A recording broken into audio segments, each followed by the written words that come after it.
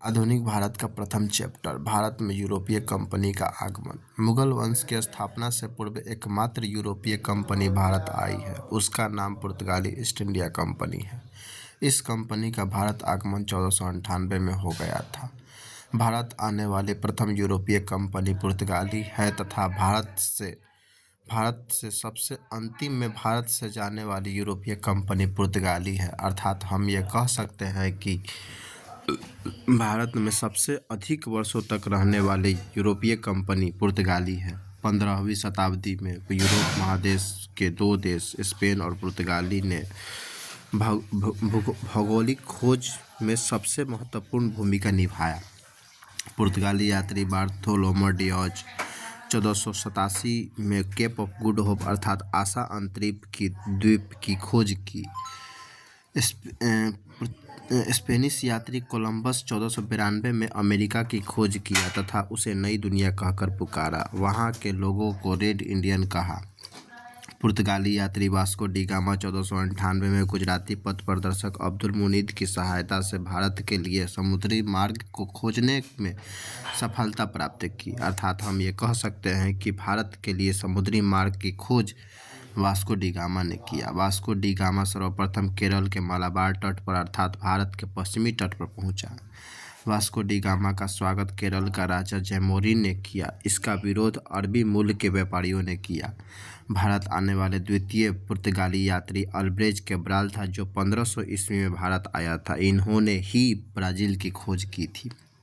Vasco D gamma 1498 में भारत से लौटने के क्रम में कुछ मसाला भारत से खरीदा और वह उस मसाला को लेकर पुर्तगाल वापस लौट गया। वास्को डी गामा पुर्तगाली बाजार में जब मसाला को बेचा तो उसे 60 गुना अधिक मुनाफा प्राप्त हुआ, जिस कारण पुर्तगालियों ने यह लक्ष्य बनाया कि भारत के साथ मसालों का व्यापार किया जाए। पुर्तगाली व्यापार पर नियंत्रण स्थापित करने को लेकर 1505 ईस्वी में पुर्तगाली गवर्नर या वायसराय का पद लाया गया। प्रथम पुर्तगाली वायसराय 1505 में फ्रांसिस्को डी अल्मोड़ा बना जो 1509 तक इस पद पर रहा। अल्मोड़ा ने समुद्र पर कब्जा करने को लेकर एक नीति चलाया जिसे नीला जल की नीति कहा जाता है। इस नीति के तहत पुर्तगालियों ने समुद्र पर कब्जा कर लिया, जिस कारण पुर्तगालियों को समुद्र का स्वामी कहा जाता है। नीला जल की नीति का अंत अल्बुकर्क ने कर दिया। पुर्तगालियों का मुगलों के साथ संबंध अकबर के समय स्थापित हुआ था। भारत में कार्टेज व्यवस्था की शुरुआत पुर्तगालियों ने किया था। मुगल बादशाह अकबर ने पुर्तगालियों से अरब सागर में व्यापार करने को लेकर कार्टेज खरीदा था। चोल का युद्ध 1508 ईस्वी में हुआ है। दूसरा पुर्तगाली गवर्नर बनकर 1509 में अल्फांसो डी अल्बुकर्क आया जो 1515 तक इस पद पर रहा। अल्बुकर्क को भारत में पुर्तगाली साम्राज्य का वास्तविक संस्थापक माना जाता है। अल्बुकर्क ने 1510 में बीजापुर के सुल्तान यूसुफ आदिल शाह से गोवा छीन लिया। अल्बुकर्क ने पुर्तगाली पुरुषों को प्रोत्साहित किया कि भारतीय स्त्री से विवाह करें। अल्बुकर्क को राजा राम मोहन राय के पूर्वगामी कहा जाता है क्योंकि अल्बुकर्क ने पुर्तगालियों द्वारा शासित भारतीय क्षेत्रों में सती प्रथा का अंत कर दिया था। पुर्तगालियों ने गोवा, दमन व दीव, दादर एवं नगर हवेली का उपनिवेशीकरण किया।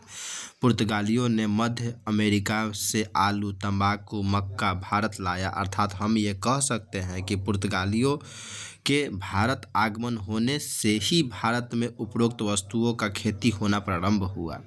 पुर्तगालियों ने भारत में प्रिंटिंग प्रेस और जहाज निर्माण कला का विकास किया। वास्को डी गामा 3 बार भारत आया।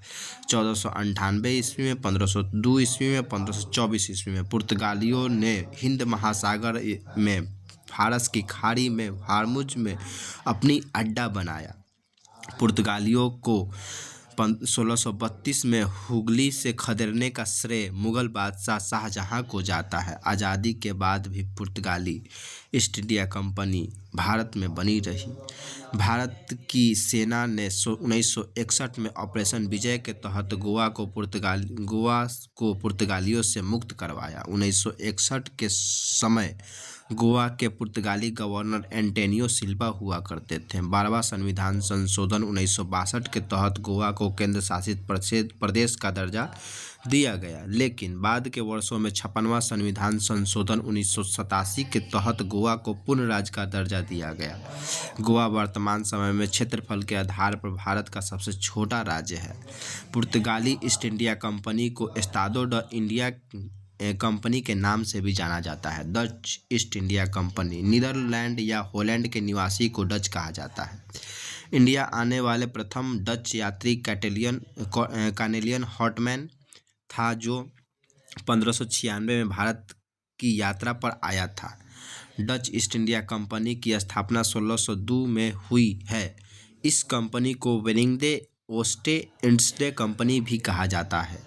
डच ईस्ट इंडिया कंपनी ने अपने पहला व्यापारिक कारखाना 1605 में आंध्र प्रदेश के मसूलीपट्टनम में खोला। आगे चलकर डचों ने अपना मुख्यालय नागपट्टनम को बनाया। डचों ने भारत की तुलना में इंडोनेशिया के साथ व्यापार में ज़्यादा रुचि दिखाया। डचों ने सिर्फ भारत के पूर्वी तट पर अपना व्यापारिक कारखाना खोला। सूती वस्त्र को निर्यात का वस्तु बनाने का श्रेय डचों को जाता है। भारत में डचों का पतन वेदरा के युद्ध से हुआ, जो 1779 में ब्रिटिश ईस्ट इंडिया कंपनी और डच ईस्ट इंडिया कंपनी के बीच हुआ था। इस युद्ध में डचों की हार हुई थी। ब्रिटिश ईस्ट इंडिया कंपनी सन 1600 में ब्रिटिश ईस्ट इंडिया कंपनी की स्थापना हुई। इस कंपनी की स्थापना governor and company of merchant of London trading to East Indies company के नाम से हुई। कंपनी की स्थापना के समय ब्रिटिश महारानी एलिजाबेथ प्रथम थी, जिन्होंने ब्रिटिश ईस्ट इंडिया कंपनी को मात्र 15 वर्षों के लिए व्यापार करने का एकाधिकार प्रदान किया। लेकिन सन 1609 ईस्वी में ब्रिटिश के सम्राट जेम्स प्रथम ने कंपनी को अनिश्चित काल के लिए व्यापार करने का एकाधिकार प्रदान किया। ब्रिटिश ईस्ट इंडिया कंपनी की स्थापना के समय मुगल बादशाह अकबर हुआ करते थे। वही कंपनी जहांगीर के समय से भारत में व्यापार करना शुरू किया। ब्रिटिश कंपनी और मुगलों के बीच संघर्ष की शुरुआत मुगल बादशाह औरंगजेब के समय से हुआ। भारत में ब्रिटिश ईस्ट इंडिया कंपनी से पहले व्यापार करने का एकाधिकार लिवेंट कंपनी को प्राप्त हुआ। इस कंपनी को स्थल मार्ग से 1592 से 1593 के बीच में व्यापार करने का अधिकार प्रदान किया गया था। सभी यूरोपीय कंपनी में सबसे सफल यूरोपीय company British east India company हुई, क्योंकि यह एक प्राइवेट कंपनी था। इस कंपनी की कुल 207 साझेदारी थी। इस कंपनी का प्रथम गवर्नर थॉमस स्मिथ बने थे। इंग्लैंड के सम्राट जेम्स प्रथम का राजदूत बनकर कैप्टन हॉकिंस मुगल बादशाह जहांगीर के आगरा दरबार में 1609 में उपस्थित हुआ। हॉकिंस ने जहांगीर से फारसी भाषा में बात की, क्योंकि मुगलों की राजकीय भाषा फारसी हुआ करती थी। इससे जहांगीर खुश हुआ और कैप्टन हॉकिंस को इंग्लिश खां की उपाधि प्रदान कर दिया। लेकिन ध्यान रहे कि जहांगीर कैप्टन हॉकिंस को व्यापारिक छूट नहीं दिया। इंग्लैंड के राजा जेम्स प्रथम ने के राजदूत बनकर 1615 में सर थॉमस रो जहांगीर के दरबार में आया, जिसे जहांगीर ने व्यापारिक छूट प्रदान किया। स्वाली का युद्ध। यह युद्ध गुजरात के सूरत नामक शहर में 29-30 नवंबर 1612 को ब्रिटिश ईस्ट इंडिया कंपनी और पुर्तगाली ईस्ट इंडिया कंपनी के बीच हुआ। इस युद्ध में अंग्रेजों की जीत हुई। मुगलों का प्रमुख व्यापारिक केंद्र सूरत था। यह सालसेट द्वीप पर स्थित शहर है। यह द्वीप सर्वाधिक आबादी वाला द्वीप है। इस शहर की स्थापना गैराल्ड आंगियर ने किया है। 1661 में पुर्तगाली राजकुमारी कैथरीन का विवाह ब्रिटिश राजकुमारी चार्ल्स द्वितीय के साथ हुआ। इस विवाह के उपरांत चार्ल्स द्वितीय को पुर्तगालियों से दहेज के रूप में मुंबई मिला, जिसे चार्ल्स द्वितीय ने 1665 ईस्वी में 10 पाउंड वार्षिक किराया पर ब्रिटिश कंपनी को सौंप दिया। कलकत्ता।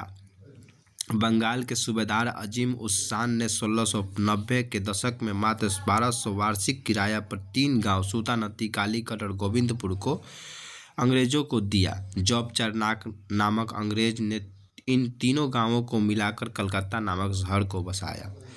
यह शहर अंग्रेजों का प्रथम प्रेसिडेंसी नगर बना।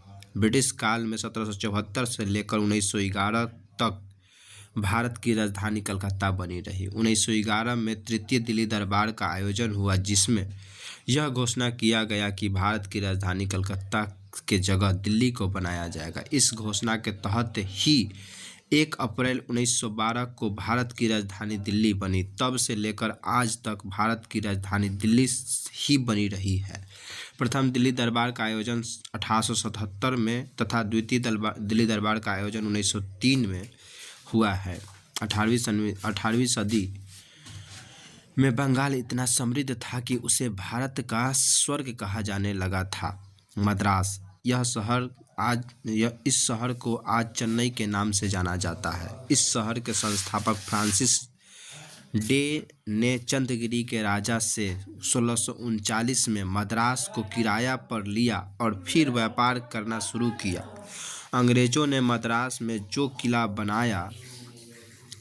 स्थापित किया उसे फोर्ट सेंट जॉर्ज कहा गया। व्यापारिक छूट और व्यापारिक कारखाना अंग्रेजों के लिए 1632 में गोलकुंडा के सुल्तान ने जिसका नाम अब्दुल कुतुब शाह सुनहला फरमान यानी गोल्डन फरमान जारी किया। इस फरमान के तहत अंग्रेजों को दक्षिण भारत में व्यापक स्तर पर व्यापार करने का छूट प्राप्त हुआ।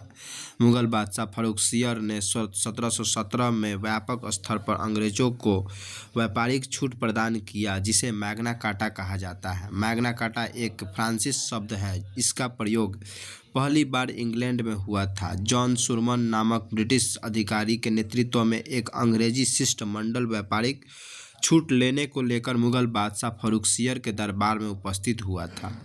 अंग्रेजों ने अपना पहला व्यापारिक कारखाना 1608 में गुजरात के सूरत में खोला, जिसे मुगलों ने मान्यता देने से इनकार कर दिया।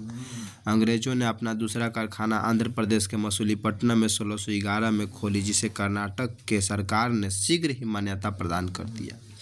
यह अंग्रेजों द्वारा स्थापित प्रथम मान्यता प्राप्त फैक्ट्री थी। अंग्रेजों ने भारत के पूर्वी तट पर उड़ीसा के बालासोर में 1633 में अपना पहला कारखाना खोला।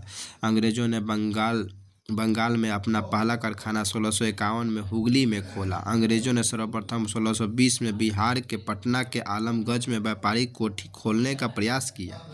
अंग्रेजों ने मुगल बादशाह शाहजहां के समय पटना के व्यापारिक कोठी खोली। फ्रांसिस ईस्ट इंडिया कंपनी, यह एक पूर्णतः सरकारी कंपनी है। इस कंपनी पर पूर्णतः फ्रांसीसी सरकार का नियंत्रण था। फ्रांस के सम्राट लुईस 14 के समय उसके मंत्री कॉलबर्ट के प्रयास से 1664 में फ्रांसिस ईस्ट इंडिया कंपनी की स्थापना हुई थी। फ्रांसिस ईस्ट इंडिया कंपनी ने अपना पहला व्यापारिक कारखाना 1668 में सूरत में खोला। 1669 में दूसरा व्यापारिक कारखाना मसूलीपट्टनम में खोला। फ्रांसीसियों ने अपना मुख्यालय नगर पौंडीचेरी या पुडुचेरी को बनाया। इस शहर की नींव फ्रांसिस मार्टिन ने रखा था। फ्रांसीसी गवर्नर डुप्लेर को भारत का सहायक संधि का जन्मदाता कहा जाता है। उन्होंने ही सर्वप्रथम भारतीय राजाओं के भू क्षेत्र में हस्तक्षेप करना शुरू किया था। फ्रांसीसी ईस्ट इंडिया कंपनी और ब्रिटिश ईस्ट इंडिया कंपनी के बीच में जो युद्ध हुआ उसे इतिहास में कर्नाटक का युद्ध कहा जाता है। प्रथम कर्नाटक का युद्ध, यह युद्ध 1746 से 1748 के बीच हुआ था। यह युद्ध ऑस्ट्रिया के उत्तराधिकारी युद्ध से प्रभावित है। ऑस्ट्रिया के उत्तराधिकारी युद्ध की समाप्ति एलासपल की संधि के तहत हुआ है। इस संधि के तहत ही प्रथम कर्नाटक युद्ध की भी समाप्ति हुई है। अंग्रेज गवर्नर बर्नार्ड ने फ्रांसीस जहाज पर कब्जा कर लिया। यही घटना प्रथम कर्नाटक युद्ध का तत्कालीन कारण बना। प्रथम कर्नाटक युद्ध को सेंट थॉमे के युद्ध के नाम से भी जाना जाता है। 1748 द्वितीय कर्नाटक युद्ध, यह युद्ध 1749 से 1754 के बीच होने वाला युद्ध था। इस युद्ध का संबंध हैदराबाद और कर्नाटक के उत्तराधिकारी युद्ध से रहा है। इस युद्ध की समाप्ति 1754 में हुए पौंडीचेरी के संधि के तहत हुआ है। द्वितीय कर्नाटक युद्ध के दौरान 1749 में अंबुर का युद्ध हुआ था। द्वितीय कर्नाटक युद्ध, यह युद्ध 1756 से 1763 के बीच हुआ है। यह युद्ध यूरोप महादेश में होने वाले सप्तवर्षीय युद्ध से प्रभावित है। सप्तवर्षीय युद्ध ब्रिटिश और फ्रांस के बीच 1756 से लेकर 1763 के बीच हुआ था। इस सप्तवर्षीय युद्ध की समाप्ति 1763 में हुए पेरिस के संधि के तहत हुआ था। इसी पेरिस के संधि के तहत तृतीय कर्नाटक युद्ध की भी समाप्ति हुई थी, वांडीवास का युद्ध। यह युद्ध 17 जनवरी 1760 को यह युद्ध ब्रिटिश ईस्ट इंडिया कंपनी और फ्रांसीसी ईस्ट इंडिया कंपनी के बीच में हुआ था। इस युद्ध में ब्रिटिश के तरफ से नेतृत्व सर आयरकुट ने किया था, वहीं फ्रांसीसियों के तरफ से नेतृत्व काउंट लाली ने किया था। इस युद्ध में ब्रिटिशर्स की जीत हुई। इस युद्ध से ही भारत में फ्रांसीसी ईस्ट इंडिया कंपनी का पतन हुआ माना जाता है।